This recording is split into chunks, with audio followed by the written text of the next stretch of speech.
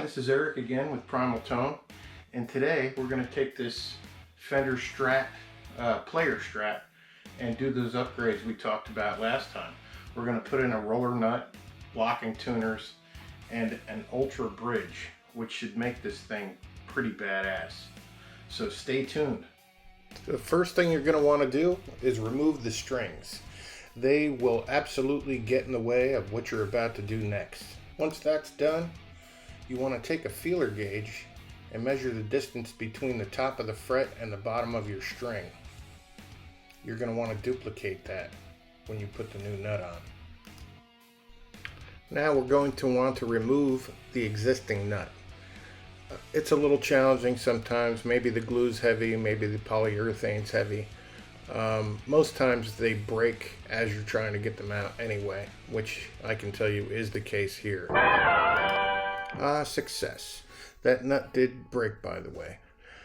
What we want to do is we want to orientate our new nut. This flat surface here points toward the bridge. The other surface has dampeners and they face the tuners.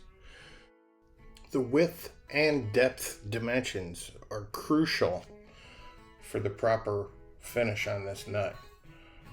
It's a little bit of a butt pucker job, and if you're uncomfortable cutting your neck in any way or your fretboard, I would suggest hire someone to do it if you have any doubts in your abilities whatsoever. So we're going to measure our width. The directions call out for 219 thousandths. That would make it a press fit, honestly, with this, because this is 222 thousandths. We do not need a press fit. I locked my calipers in at 222 thousandths.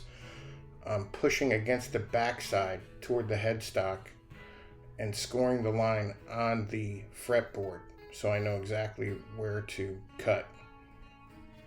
I'm now going to apply some blue painter's tape. That is only to protect the neck and the fretboard.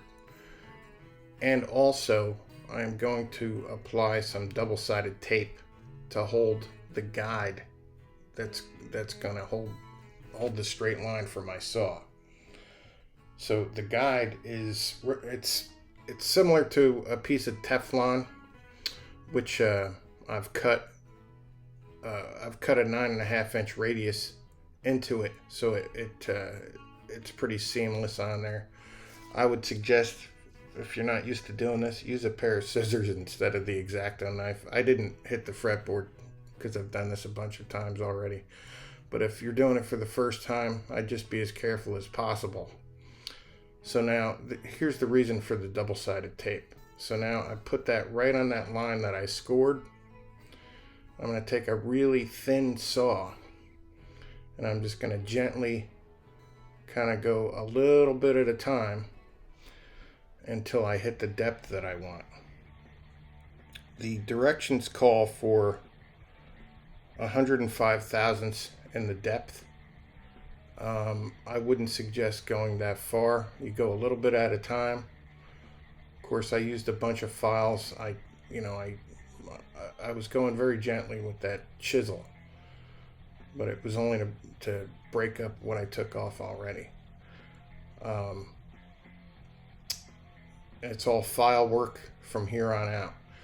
Now, the minute that the sleeve for the truss rod adjustment was exposed, that's probably a pretty good.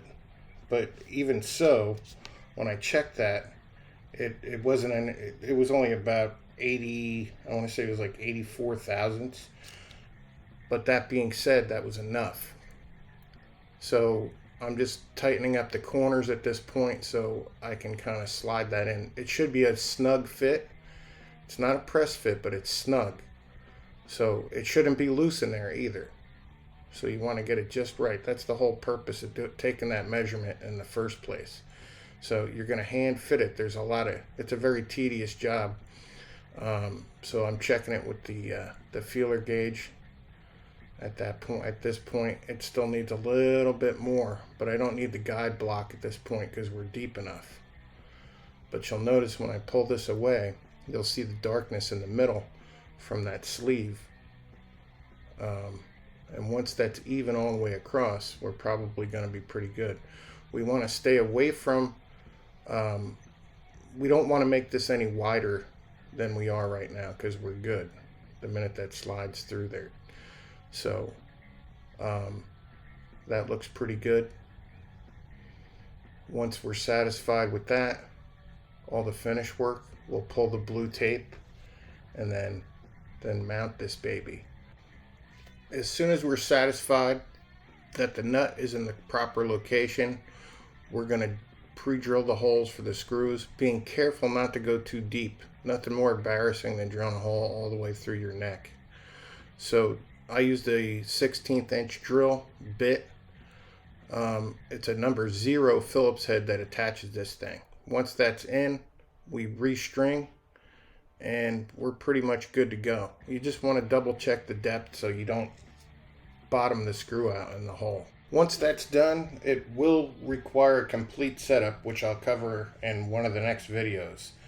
So thanks for watching. Please like, subscribe, and I'll see you next time.